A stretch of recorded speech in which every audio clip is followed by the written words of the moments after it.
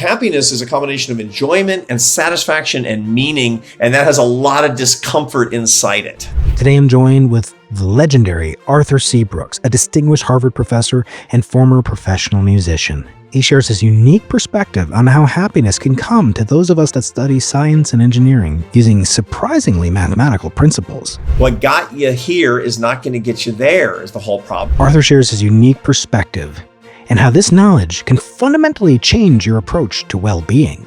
The arrival is not the thing. The whole point is the process of what you're doing and loving the process and dedicating yourself to the process. This isn't just a theory. It's a practical roadmap for human flourishing. Let's go. Arthur, first of all, I want to start with something that hit me like a lightning bolt. While I was writing my upcoming book called Focus Like a Nobel Prize Winner, I quote you about this brutal truth. You quote from people such as the eminent, esteemed Paul Dirac, who said that better dead than living still once he passes his 30th year. Now, that's not, such great verse or poetics, and Dirac hated poetry. He won his Nobel Prize at 31. Was his life after that more depression than happiness should have been induced after winning the Nobel Prize? No, he actually had a very happy life. So Paul Dirac did his Nobel Prize winning work when he was about 26 years old after finishing his PhD. I think it was his dissertation at Cambridge that led to a modern understanding of quantum mechanics, and then won the Nobel Prize at 31. And then it's like, where are you going to go from there, man? And the truth is he did wonderful work. But I think that probably his master stroke was when he was in his 60s. He decided that Cambridge had crummy weather, and he took a gig at Florida State University, moved to Florida, and every afternoon, after eating lunch with his colleagues, he would go and work on a paper a little bit, then take a nap, and then have a swim all year round. And so the truth of the matter is that Paul Dirac figured out that his life could continue, but it couldn't continue in exactly the same way. That's what all of us have to understand, especially the high achieving people that watch this show or listening to this show, many of whom are academics like you and me.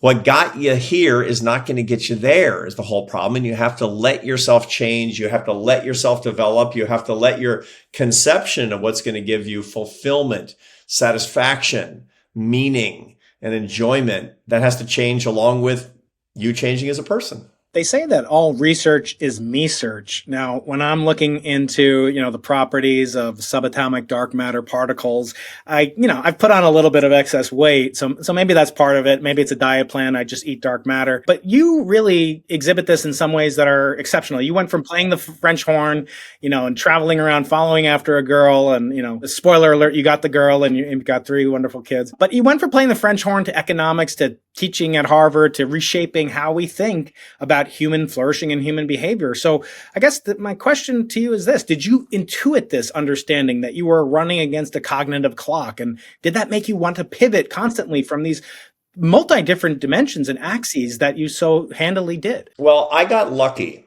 insofar as that my first career was as a classical musician. And I went into early decline as a French horn player. So I had a lot of early success as a professional. I went pro at 19. I left college. And then I had what my parents called a gap decade, kind of, where I wound up running to Barcelona. As you mentioned, I was chasing a girl to Barcelona. I was playing in the Barcelona Symphony, which is a very nice career, I have to say. But I noticed I wasn't getting better. And things that used to be hard were now impossible. Things that used to be easy were getting hard. And so the result of it is that by my late 20s, it was pretty clear that the writing was on the wall. I had to do something else, that I wasn't as good as I used to be. And if I was going to, I'm a married man and I'm starting my life, I had to study, I had to figure it out. And so the result is I was forced into the situation in which I had to reinvent myself as a professional, as a responsible adult. And so I went to college by correspondence. I got my bachelor's degree a month before my 30th birthday. And I found that when I was studying, I was so interested in things that weren't music that I wound up getting a master's and then quitting music entirely and going to get my PhD. But it was entirely precipitated by what felt like an existential crisis. I mean, there were days where like if I can't play the horn, I might as well die. I literally thought that, which is absurd. It's like everybody's listening. It's like, because you can't play the French horn? Come on, man. You need a psychiatric treatment. But look, Everybody watching us is a striver. You're not listening to this podcast if you're not a striver. And so your thing is your thing, and you see yourself in that thing. You've objectified yourself probably as seeing yourself in terms of your own success. And that's a mistake.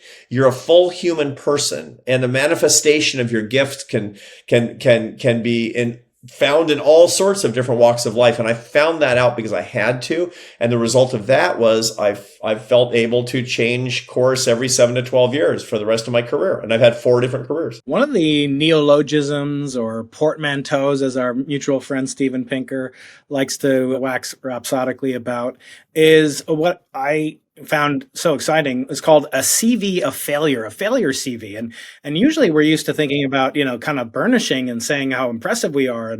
And usually it's the case that the people with the shortest CVs are the most impressive. But you talk about research study I think it's in the Journal of Personality and Social Psychology by Lynn. And you talk about the conversations and studies that this researcher named Lynn did. They all have insatiable passion and hunger to discover the truth about a problem. Winning a Nobel Prize was never these people's motives for their hard work. This isn't just a moral principle, you say. It's a practical one.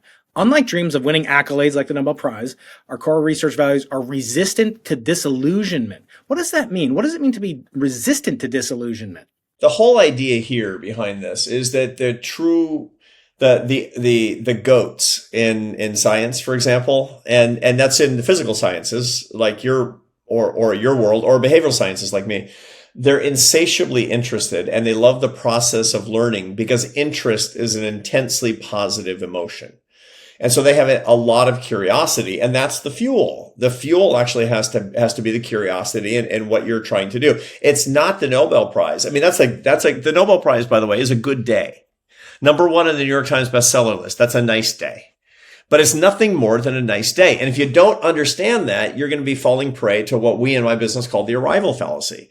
That's that, look, I love making progress toward a goal. So when I hit the goal, then it's going to be the best day ever, and I'm going to enjoy it for the rest of my life. And that is patently false. And you're setting yourself up for literally a clinical depression. All sorts of neurophysiological hell. A hurricane in your head is going to happen if you actually think that when you, and remember, look, we all did this, Brian. So you remember the day that you defended your dissertation successfully, right? It was great. And the next day was another day. I remember the day I got tenure, and I'm like, I worked hard to get tenure. And I got tenure because I started late. I didn't finish my PhD till I was 34 years old. And then I worked to catch up. And so I got my tenure, just like 6 years later, 5 years later, and then, to get promoted. And the day I got my tenure, I got the letter in the mail, and my wife and I went out to celebrate. And we talked the whole dinner about the fact that our young child at the time had bitten another child in school that day. And we're like, now do you think he's going to grow up to be a criminal? Now he's a sniper in the Marine Corps. Yeah. So it's like, it turns out that those violent instincts, when they're turned outward, can be good for America.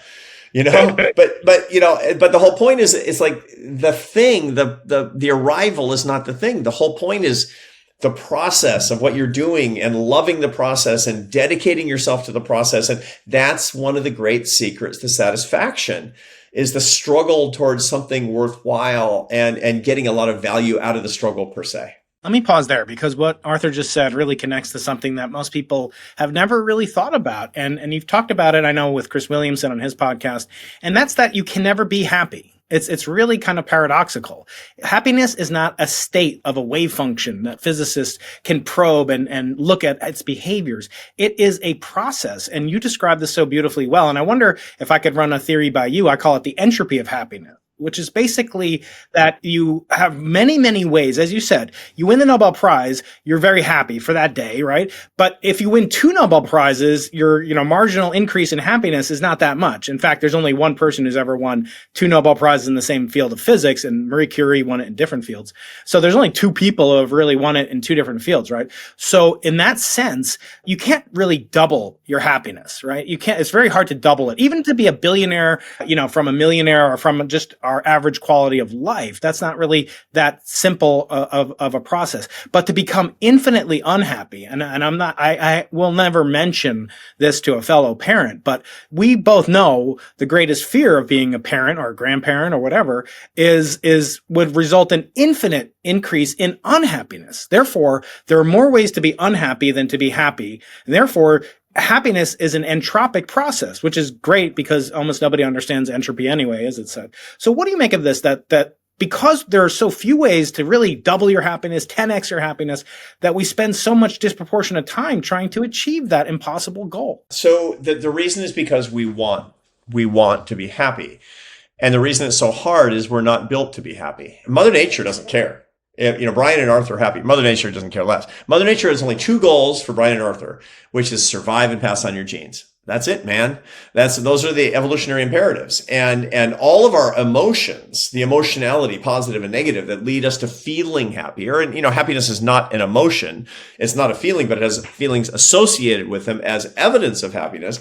That is actually has a much stronger bias toward negative than positive, because the ancient Keatings that were wandering across the savannah looking for something to eat, they stayed alive because they were fearful and resentful and ungrateful and suspicious. That's why they stayed alive. Not because they're like, today's a great day, said a guy right before he gets eaten by a leopard.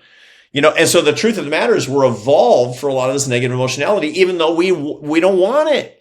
We don't want it. And so the result is understanding the proper place for our emotions and working on building a life that's full and interesting and rich and moral and ethical and spiritual and deep. We're supposed to be fully alive, putting the natural unhappiness in our life in the context of a full life. And that's ultimately what happiness is a combination of it's not the maximum amount of feeling good. Dude, people who do that, they wind up, living in their mom's basement till they're 45.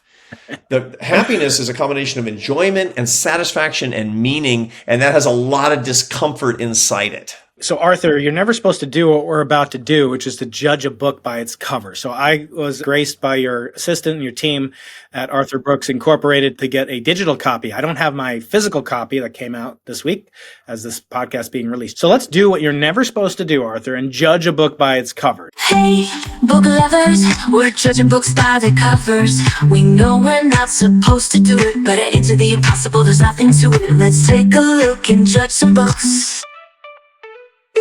Arthur, so tell us the origin of this book's title, its subtitle, and this whimsical cover illustration. This book is actually a compilation of the 33 most popular essays I've written in The Atlantic over the past 5 years about work and life, where you treat work and life like an enterprise, where you're an entrepreneur in the business of your life.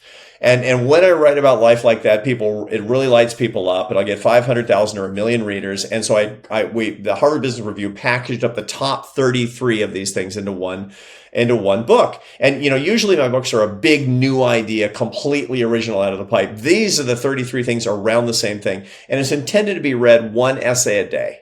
So it's a 33-day project to read this book, The Happiness Files. And that's why it's called The Happiness Files. Each day is a different file that you've got there. And so the result is it looks like a bunch of file folders, a very Harvard Business Review kind of thing is the way that works. And I think it's a lovely idea on their part, I have to say. Usually I have a lot more input into the covers, but I like their idea.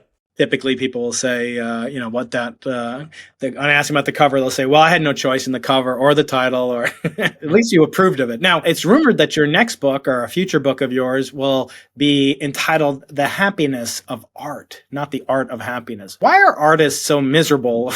And what can we scientists out there learn from those people that should be, by all measures, very blissfully enjoying their extra, sexual selection, mate potential? Guitarists get a lot more attention from the opposite sex than do, astrophysicists, at least in my experience. So tell me, Arthur, what is it about art that leads so many to feel that it's concomitant with unhappiness? So yeah, my next book is actually called The Meaning of Your Life, by the way. That's coming out next April. But I will write a book about the bummed out musician at some point. And I've thought about that an awful lot. And I think I think I've cracked the code. I think I know the answer. I wish I had this knowledge back when I was a professional French horn player, I have to say. But then again, I was playing my scales. I wasn't studying neuroscience at those days. So here's basically how it works. We all have what's called an affect profile. An affect profile is the intensity of your positive and negative emotions. Your positive and negative emotions exist independently of each other because they have different functions. Your negative emotions keep you alive and thriving because they alert you to threats. Your positive emotions keep you alive and thriving because they alert you to opportunities that you should approach. You need both. They're literally produced by different parts of the limbic system of the brain. Everybody has a different emotional profile in terms of the intensity of their positive and negative emotions. You can fit the population into 4 equal quadrants with respect to their emotional profile. Now, anybody who's listening to us right now, you can go to my website and figure out which you are. All free, arthurbrooks.com, and you can take a test to find out which quadrant you're in, and you're going to see right now why it matters. Some of the population, a quarter of the population, is above average, above the median, obviously, in both positive intensity and negative intensity. These are super high affect people. This is 65% of CEOs and entrepreneurs, even though it's 25% of the population. Those are called the mad scientists. Brian, you're probably this profile because you're a mad scientist. Me too. I'm the maddest of the mad scientists. I'm 95th percentile in positive emotion and 90th percentile in negative emotion. Everything for me is like super intense, right? Okay. Now, there are some people who are very lucky who are high positive, low negative. Those are called the cheerleaders. There are some people who are low, who are low positive and low negative. They're very low affect people. These people who never freak out. These are called the judges. They make great surgeons, hedge fund traders. They just don't freak out. And then the last group have high negative emotion and yeah, exactly. No freaking out. And then the last quarter are high negative and low positive. Those are called the poets. And there's a reason why they're called the poets. People who have high negative emotionality and low positive intensity of their emotions. These are people who feel negative events very, very deeply. And what we find in the limbic system of the brain is they have a very active part of the brain called the ventrolateral prefrontal cortex, which is involved in ruminative sadness, which is part of clinical depression, and romantic activity, where you ruminate on another person, and creativity. So if you're thinking about writing an opera or a poem, that's when you're really ruminating on an idea, and that leads to intense creativity. That's why artists are typically, we think of them as depressed, romantic, and creative, because the same part of the brain that gives them this poetic temperament, which is really, really hard to cope with because they feel the negative really intensely and the positive really lightly. There's the scientific explanation. There you go. Of course, this is the audience for your show that can appreciate that. That's right. And one of the most important branches of physics is called solid state physics, which is actually a terrible name, but it used to be called like applied condensed matter physics, which is even worse. But anyway, it has to do with the properties of matter in its most, kind of relatable state, which is as a solid. We can't really relate to plasma and gas and liquids. Well, some of us relate too much to liquids, but you're known for this popularization of research from, I think it was the 60s by Ray Cattell, which is about fluid intelligence versus crystallized intelligence. And I wonder if we could pivot now to a discussion about how, many of the audience members are professors or teachers in some way. Even as a graduate student, you had to teach, I had to teach. Right. What do we benefit from getting older and getting off of the fluid intelligence curve as a scientist, say, in particular? And then what are the benefits of getting onto the crystallized intelligence curve when that does occur? And my question to you, maybe after you explain those two concepts, is, are there ways that you can actually borrow from another phase when you're in the phase of fluid intelligence, borrow from the crystal and vice versa? Can you actually learn and apply tools from the orthogonal, dimension, if you will, while you're in a different dimension of your career or your life? This is the work of Raymond Cattell, who is a great social psychologist in the branch of psychometrics and intelligence, which is the measurement of human intelligence, human cognitive horsepower is what it comes down to. And these days we think just IQ, but that's actually not the most interesting thing. His work talked about the manifestation of intelligence at different phases of life. And what he found was that younger adults have something he called fluid intelligence, which is based on working memory, focus, and innovation. brand new ideas and you're able to crack the code on problems by yourself. Now, that's what wins you Nobel Prizes. And that's one of the reasons that he finds that tends to peak in your late 30s and then decline. And that's the reason that most people do Nobel Prize winning discoveries in these days, their late 30s. And there's a bunch of research on this. And I'm bringing coals to Newcastle by telling Brian Keating this because you write books on Nobel Prize winners. And they're 65 years old when they come on your show, and they did their work when they were 38. The average age is like 80 that comes on my show. I'm thinking, because I'm a social scientist, I'm thinking of the economists. The economists win when they're in their 60s. So, okay, but the problem is that a lot of people, which is why Paul Dirac talked about how your life's over after 30. What he meant was that your fluid intelligence declines, and it turns out that innovation in your research is actually way harder than it used to be. Working memory is not as available as it used to be. And people thought of that for the longest time as degradation, sort of neurodegenerative misfortune.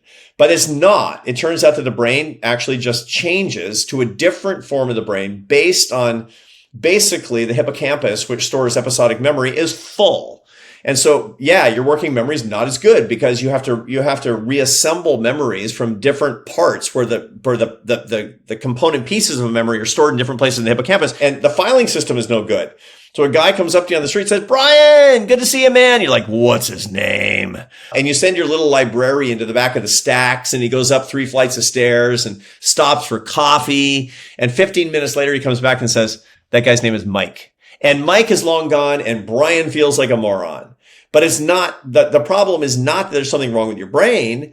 The problem is that your library is full. I mean, my young adult kids, their library has one book in it. They open it up and say, "Mike," right? So that's the difference, is the way that this works. So what you have, however, is not just slower working memory. What you have is more stuff that you have access to. So you have better pattern recognition and instructor capability. You're better at seeing talent, mentoring people, discussing ideas, and recognizing patterns across fields that you don't even know.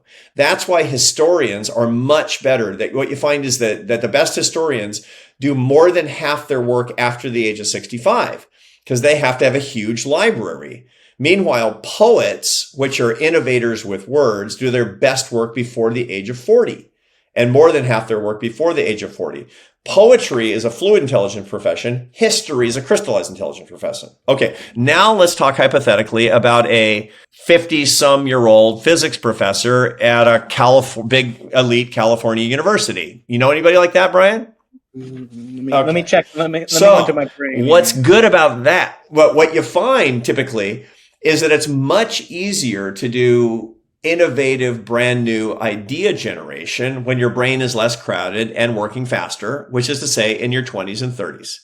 And it's much, much easier for you to be a great instructor, teacher, mentor when you're in your 50s and 60s. So this podcast, by the way, is a teaching exercise. This is a public education exercise. And I dare say that 25 years ago, you wouldn't have been able to do it. You wouldn't have been able to do it. What are you doing? You're discussing, you're bringing pretty sophisticated scientific ideas to people who are not necessarily PhDs in science. Why? Why can you do that? Because you have crystallized intelligence. That intelligence increases through your 40s and 50s and 60s and 70s and stays high for as long as God gives you your marbles. 80s, 90s. So when people come, brand new professors come to Harvard, where I teach, and they say, right out of their PhD, and I'm the mentor because I'm an old guy. And they'll say, "What's the secret to get great teaching evaluations?" And I say, "Get old," because those are the best teachers, is the way that works. But that's one of the reasons that you should, as you get older, be a popularizer, bring retail ideas, bring them to the masses. You're uniquely qualified to do that. By the way, keep writing your papers if you want, but don't beat yourself up. I read my papers that I was writing in my early 30s. When I was working on my PhD, I was doing military operations research at the Rand Corporation to, support myself. And I was doing, neural nets and genetic algorithms, early AI stuff, and applying it to behaviors, to human behaviors for, highly kinetic activity in the military. And it's like, I read that stuff. I'm like, what are you talking about? I can't even read that stuff now. And now I have an audience of 500,000 readers a week for my column. And I'm retailing science ideas every week in the Atlantic, and I couldn't have done that then. And by the way, I'm a lot happier now. Just to push back with a love and respect, it is said, though, for great teachers like, for example, Dirac, his brother-in-law, I think was Niels Bohr. I forget. It was, or it might have been Pauli. It might have been Wolfgang Pauli, another Nobel laureate. And they said I think it was Wolfgang Pauli, right? Yeah, it was Wolfgang Pauli. Pauli said about Dirac, he said, Paul never uses two words when none will do.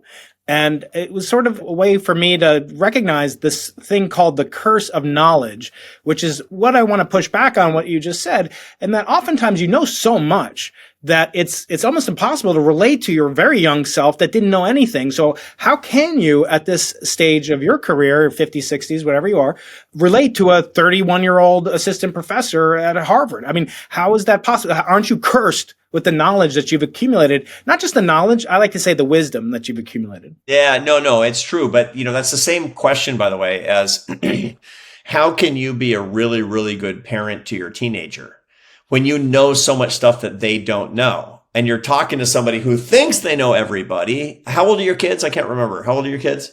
I've got a lot. It'll take too long to tell you all their ages. Okay, you got a bunch of kids. You got a pack of kids, right? I have a 14-year-old. Yeah. Yeah. And your 14-year-old, I remember being 14, and that's the point. The point is not being paralyzed because I know so much more than an adolescent child. The point is remembering what it was like to be an adolescent child. And the memory of that is part of your crystallized intelligence. That's the key thing. I remember my brother had kids long time before I did. And I said, when I first started having my kids are in their 20s. My kids have kids. So I'm a grandfather now. And at 61, it's the best thing ever. And I asked my brother, give me one piece of advice for being a father when my kids are coming along. He thought of it. He said, don't freak out. And I said, well, you got to be more specific, man. I mean, what do you mean? What do you mean? Don't freak out. He said, just remember what it was like to be a little kid, right? You've got all the wisdom and you might be able to help them, but the best thing that you can actually do is to remember what it was actually like. And this is what I'm mentoring the 31-year-old assistant professor. I remember what it was actually like. I put myself back into that situation, and then I give them a little crystal ball about what it's going to be like when they're a little bit older so that I can help them make really good decisions. So I'll give you an example of this. So I'll get young professors who they're up against tough teaching circumstances. I mean, when you come out of your PhD, you've taught in graduate school, but you go to a big university, an elite university, and you teach undergraduates, they're going to light you up like a Christmas tree, man, on the evaluations. They're going to light you up. And it's like merciless, a brand new PhD. And so a lot of the professors, they'll say like, yeah, I know it's hard. So the first year, I'm just going to focus on my teaching, right? And I say, no. You're going to do your teaching as best as you can, and you're going to have emotional fortitude, and you're going to get better. And any moment that you have, you're going to go back to your office and work on your paper. Because that's the currency of the realm. That's what's going to get you your at 3 years renewal and at 6 years tenure, and depending on where you're teaching, et cetera, et cetera. And I give them advice like that because that's a crystal ball into the future. And that's just that's an unavoidable error. So here's something that's keeping me up at night that kind of brushed upon with your fellow colleague, George Church, recently on an episode here. And that's, we're sort of evolving into these, homo siliconus, or, we're kind of converting to these convergence of technology and squishy matter. And the question I have for you is, does that give us old guys an advantage? Because you can't accelerate, thanks to the thermodynamic laws we already discussed, you can't accelerate the wisdom accrual process. So our young colleagues with all their fluid intelligence, we can wipe the floor with them because ChatGPT 5 just released today knows way more than every Harvard professor, even you, and every PhD that's ever lived in every subject, not just in one subject like you and I might be specialists in. So don't we have an unfair advantage now due to AI? Will it lead to increased flourishing for older academics like us? I mean, can we recapture basically our youthful fluid intelligence courtesy of this 10 millisecond response time supercomputer we all have with us? It sort of depends on how we decide to use it. What I think that the AI, it's interesting because, we're working on, I have 2 startup partners in an enterprise I've got that's creating a twin of me that's been trained on so far 986,000 words that I've written or spoken, and will be another couple million words before all is said and done. And it'll be released in January. And what it'll be is, something that can accompany my students so they can responsibly and in a careful way answer questions as I would and in point of fact have, and also branch out into areas that I haven't done research on the basis of how I tend to answer questions, but looking at research that I've actually never seen before. And so the whole idea is for all of us, how we're going to be able to use artificial intelligence. If we are creative people and idea originators, it's going to make life great. It's going to make life better because it's going to do a lot of the work of sort of filling out paragraphs, doing sort of make work and we're going to be able to specialize even more in the beauty that's idea origination. On the other hand, if, we're just kind of journeyman academics who can plug and chug, rack and stack the articles on the basis of one particular recipe, it's not going to make life better. It's going to make us replaceable. And I think it's going to depend. It's funny. It's going to reward creativity. I was talking to somebody at one of the big social media networks the other day, one of the very, very top people. And he said, what it's doing right now in Silicon Valley is that it's creating a superstar market among engineers. I said, what do you mean? He said, the really, really creative ones are making $1 million a year. And the ones who just knew how to write code are now saying, you want fries with that? I mean, what you and I do, I call it the world's second oldest profession. It wasn't more than 400 years ago when this guy, Galileo Galilei, he was a professor. That's how he earned his bones back in Padua in his career before he became famous for writing books, which we all know is how lucrative, well, you do. But it's basically been a guy scraping on a piece of rock with another piece of rock. And it really hasn't changed much, even in the 388 years that Harvard's been around. So what kind of phase transition might we expect? Is there sort of a quantum level jump that we can take to get academia, which seems to be the most, I thought COVID would kill it. I mean, you talk in this book about death by Zoom and many other detriments to happiness and ways to improve things in the workplace. But I thought COVID would kill academia as we know it, charging $30,000 a year at Harvard or for Zoom classes, as great as they are. Still, it wasn't the same as being in person. And yet now academia is strong. The brand is stronger than ever. Harvard hasn't admitted more students than it did in 2020. So what can we do to update at least to the 1800s, if not the 2020s? What can we do to modernize academia as you see it, as Renaissance men and women that we aspire to create? So the learning process among Homo sapiens, it has very much to do with our ancestral environment and the way our brain works. We have the same brains now as we had 250,000 years ago. And the result of that is when we try to do things that are outside of that they don't synchronize with our ancestral environment, they don't work very well. So I'll give you a perfect example of that. People said we're never going to ever see each other ever again because we're not going to be together. We're going to work by Zoom. Now, there's a lot of things we can do by Zoom. If we had been doing this podcast 5 years ago, you and I wouldn't be talking together on Riverside, which is this great technology. And this great technology was largely propagated during the COVID era, right? But the truth is that our fundamental relationships are not different than they were. So I'll give you an example of this. I don't have a Zoom marriage. I have an in-person marriage. I don't have a Zoom religion. I have an in-person religion. I'm doing the same thing. I go to mass every day as a Catholic. I'm doing the same thing every single day that people were doing 1,800 years ago for exactly the same reasons.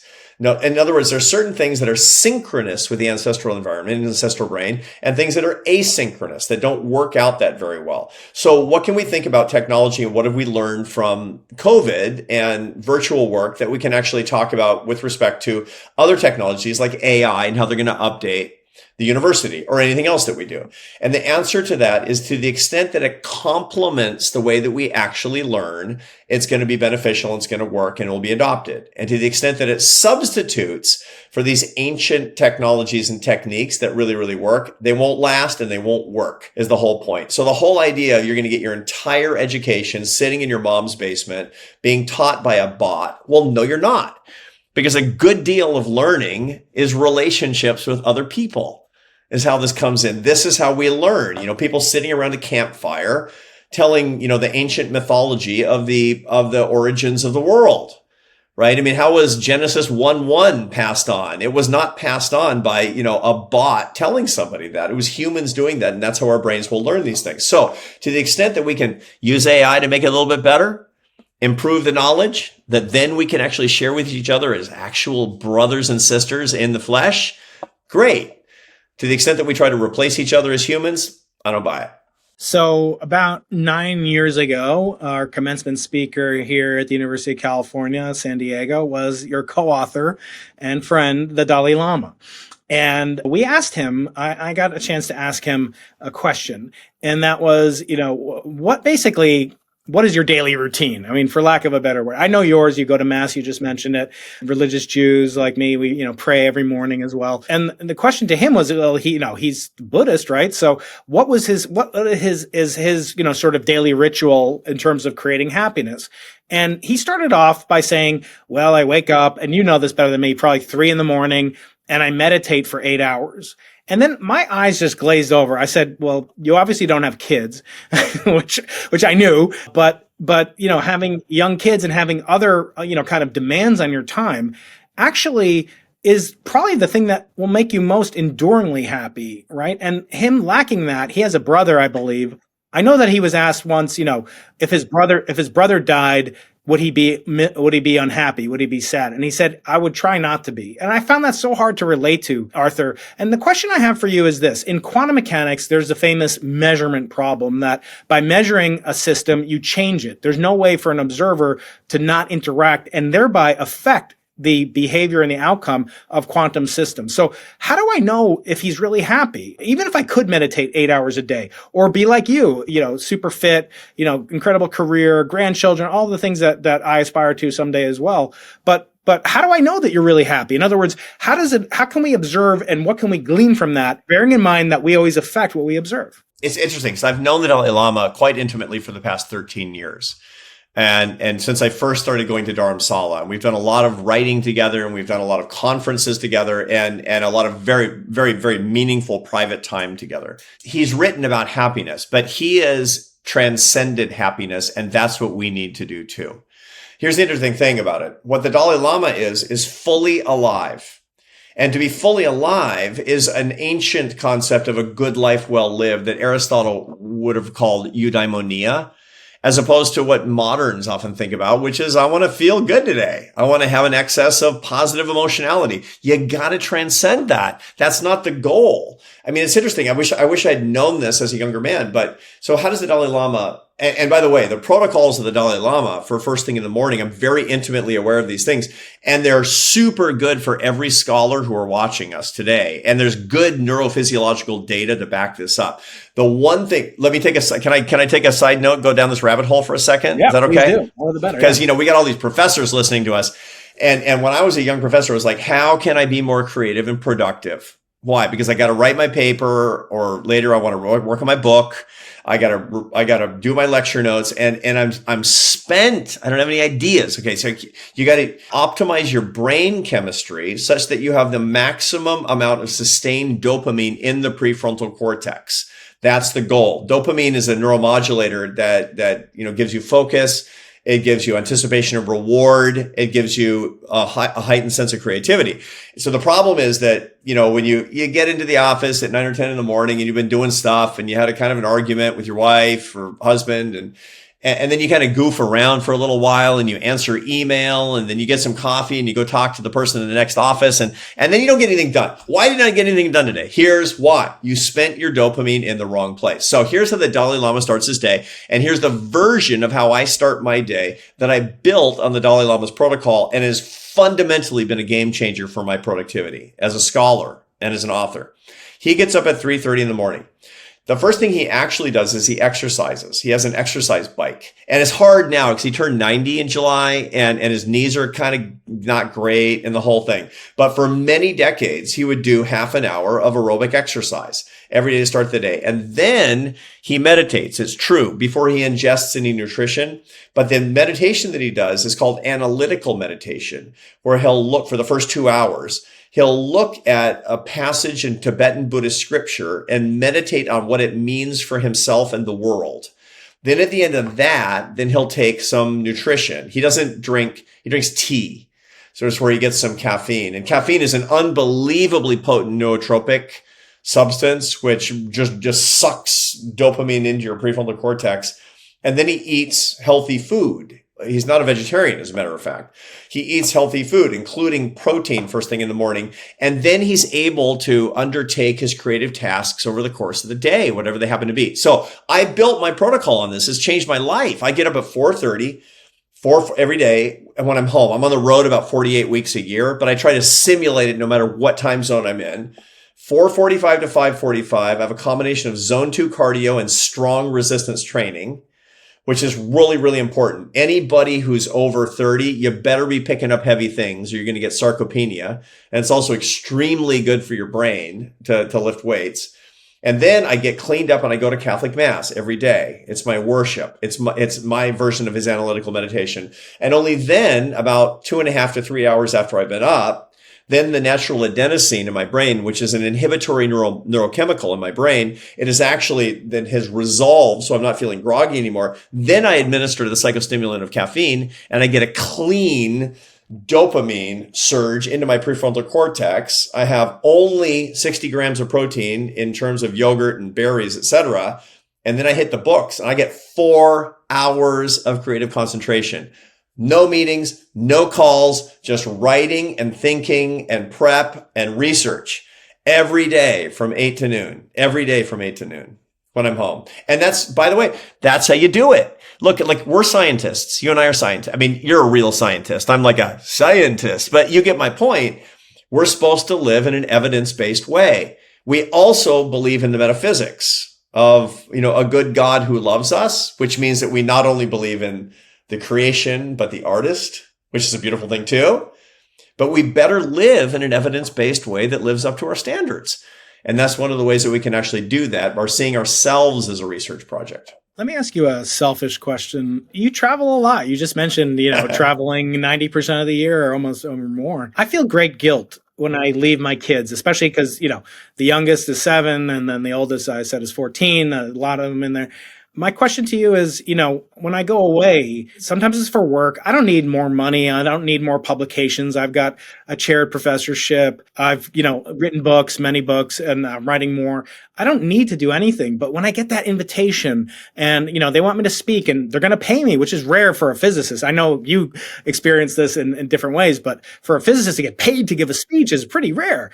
It's very tempting, even though, as I said, I don't really need the money necessarily. And I count things in terms of Shabbats away from my children. I say, how is this work? Because you only get 2,000 Shabbats, right? You only get 1,000 Friday, Saturday, Sunday, 1,000 weekends if you're secular, right? So you get 1,000 weekends with your kids between age 0 and 18, and then 95% of your life with them is gone. Basically, you're going to not live with them as much. So my question to you is, should I not feel guilty about it? Should I feel guilty if I'm gone for, 0.1% of my time with them? That's quite a good deal. And I do feel guilty about it. How did you overcome that? Or how did you kind of negotiate that with yourself and with God maybe too? Because of being such an important role as the founding parental role model with your wife, you're basically like a God to your kids. So how do you resolve that for yourself? And I'm asking purely selfishly. Our own personal example is how we actually bring our sisters and brothers along.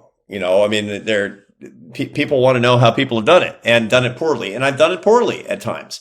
Before I was running this lab and my happiness business out of Harvard, I was the president of a big think tank in Washington, D.C. called the American Enterprise Institute. And that was a crushing job, man. I was the president of that thing for 11 years. And I never worked less than 80 hours a week. And I had to raise $50 million a year. And I had hundreds of employees. And I was on the road, I had to raise $250,000 every business day of the year. It was brutal, man. It was absolutely brutal. And I was in a panic in the early years of that, such that I made a lot of decisions that I later came to regret quite seriously. I made decisions where, my kids kind of grew up and I missed a good deal of it.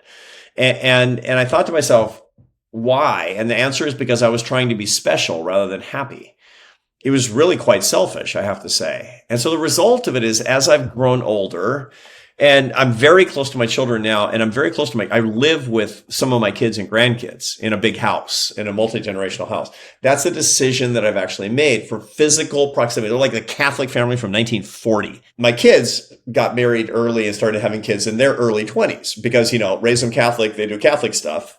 But I'm not going to miss it. And I have protocols around my life such that I don't miss Shabbat. I don't miss it. So yeah, I travel every week, but I don't travel Sundays. I'm home on Sundays. I'm at mass with my family on Sundays because it's super important to me to actually do that. When I'm home, I live in Northern Virginia and I have a home in Boston because of Harvard is my university, but my family's in Northern Virginia. Wherever I am, when I'm with my family, I don't take dinners out. I have protocols, just like I have protocols for productivity first thing in the morning. I have protocols to maintain proper relationships that I believe that God, what is the divine spirit and the love that is my antenna to God here on earth, which is my family. It's my wife. It's my marriage. And I messed it up. I messed it up a lot of times when I was in my 40s. And I'm not missing it in my 60s. And so the result is you're just not going to find me on the road on Sunday. I'm going to be home by Saturday night, usually by Friday night, and I'm going to goof around with my wife on Saturday, and Sunday is dedicated to God because that's what I want to do. And that's what I think that God wants me to do. And that has worked really, really super well. And I'm helping to raise my grandsons, which is the best thing ever. That's amazing. And that means you have, people that share a common enemy under one roof. That's incredible. You've invited them in, the children and the grandchildren. Okay. It seems to me, at least in my early life, that I aspired to things in the professional world, most notably for me, the Nobel Prize. In that, I had a very difficult relationship with my father. He was a great scientist. He won a lot of prizes, but he never won the Nobel Prize. And like a lot of kids compete with their dad at playing football or doing wrestling or whatever, we were competitors about science. And I knew the only way to unequivocally, defeat him, so to speak, was to win a Nobel Prize. And I kind of, self-critically did worship it. And it seems to me things like the Nobel Prize or academia, tenure, et cetera, they have a lot of the hallmarks of religion, and they're mostly practiced by secular people. I mean, for example, the Nobel Prize literally has a grave, carved image that you get to, and you have to bow down in order to accept it, right? They have special regalia, special rituals. It's practiced on the death day. It's given away on the death day of Alfred Nobel, not his birthday. There's a lot of, kind of scatological kind of conceits there, but also in academia, there's hierarchy, regalia. There's all sorts of things that we can do that compare it to a religion. So my question is, you've written a lot about, I think it was Thomas or is the name of the scientist, about the hierarchy of idolatry.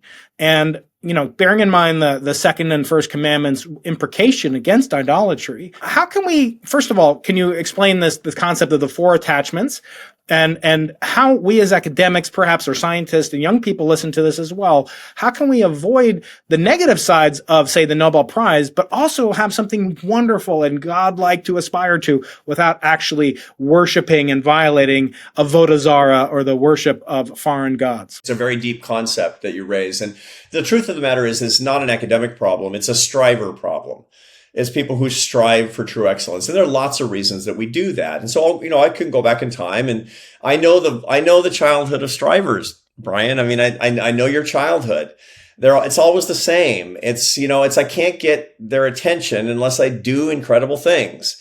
And then when I do an incredible thing, I get a pat on the head and I think, well, I guess, that I have to earn their love. And then you go through the rest of your life trying to earn everybody's love, getting the next gold star. Every striver's got this pathology. And look, God's love is a free gift freely given. And we're made in God's image. So we better give love as a free gift and we better take it freely given. The trouble is we're bad at that. We're really crummy at that. And so the result of that is that we're always trying to get the next gold star. And look, my dad was a scientist too.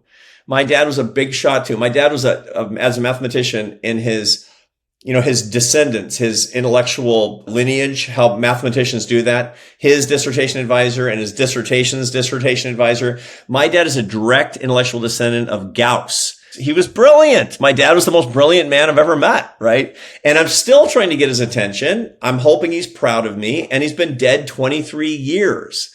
It's like, God forbid I should leave my professorship because my dad would roll over in his grave and his dad, who was a professor, would roll over in his grave.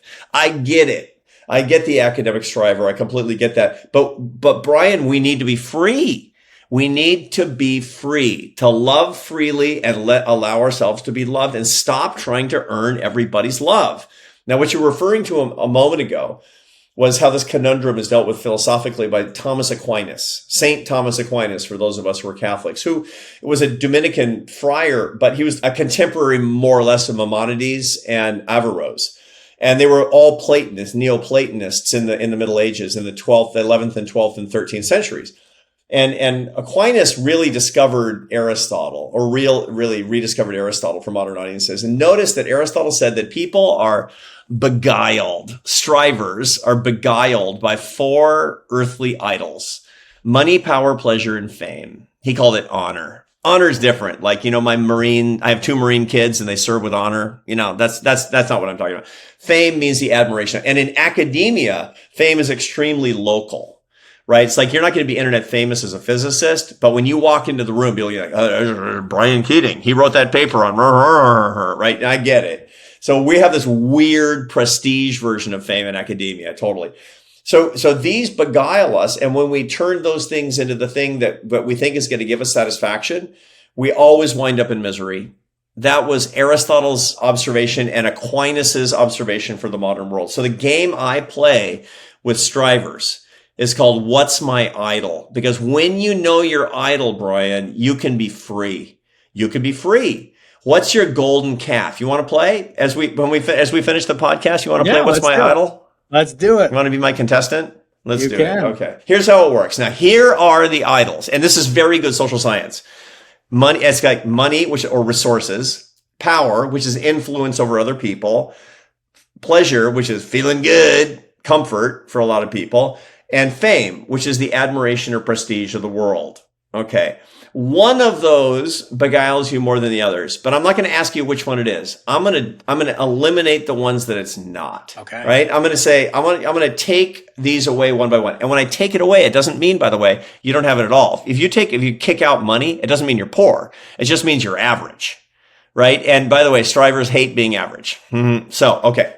So of these 4, money, power, pleasure, and fame, which is the one that beguiles you the least and you're going to get rid of? I would say money. I mean, I grew up pretty poor and, I wouldn't want to be poor again. I'm not, as a public university professor, you can't say I'm rich. But yeah, I think money is probably the least kind of worshipful of those idols.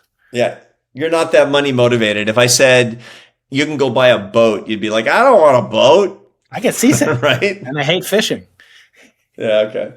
And it's a pain. Okay, got it. Power, pleasure, and fame. What's next? Power is not something that attracts me. I've never wanted to be a politician. I don't, have respect for some of them. I don't have much respect for most of them. Ruling other people's lives, especially since I've had kids, is of zero interest to me. So power would be maybe even easier to give up than money. So maybe I'll invert those two, but they're kind of tied. Most academics will get rid of power. And the reason is because they hate people having power over them. That's what defines a university professor. Right? I mean, it's like the dean. Are you kidding me? Why did he become a dean? Because he couldn't write papers anymore. It's like, give me a break. You think I'm going to be a provost? Are you kidding me? Shoot me. Hey, my dean, dean, Christine Herstein, she listens to the podcast. So I love you, Christine. She's amazing. Keep giving me that lab space, Christine. We love you, Christine. Yeah, I know. No, probably my deans do as well. So I love that. But by the way, I have great deans. But the whole point is I grew up with an academic, and my dad always said, never exhibit the slightest competence in management or they'll make you the dean. Take my word, son. He said, okay. And so you don't want to have power over other people either because, it's like, that's not the creative life. That's management. Are you kidding me? Crazy. Okay.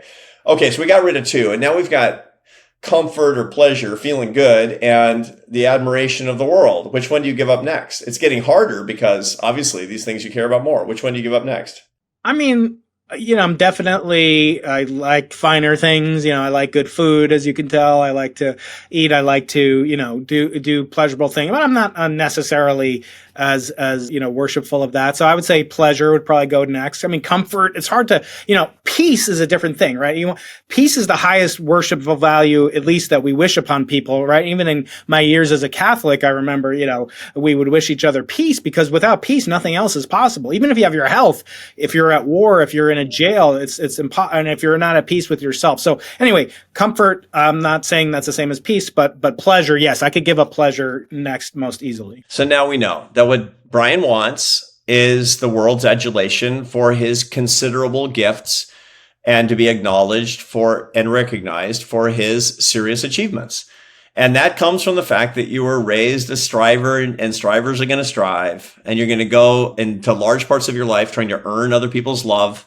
And that means strangers, and that means students, and that means administrators, and that means your wife, and that means your kids, and that means your parents, and that might even mean God. And that's pathology. That's an idol. That's an actual idol. And that's what's going to always lead you astray. Always going to lead you astray. Anytime that you're mad at your wife, it's going to be because she's not appreciating something that you're doing, and she hasn't actually loved you enough and said, thank you for doing all these wonderful things. You're a good boy and you've earned more of my love.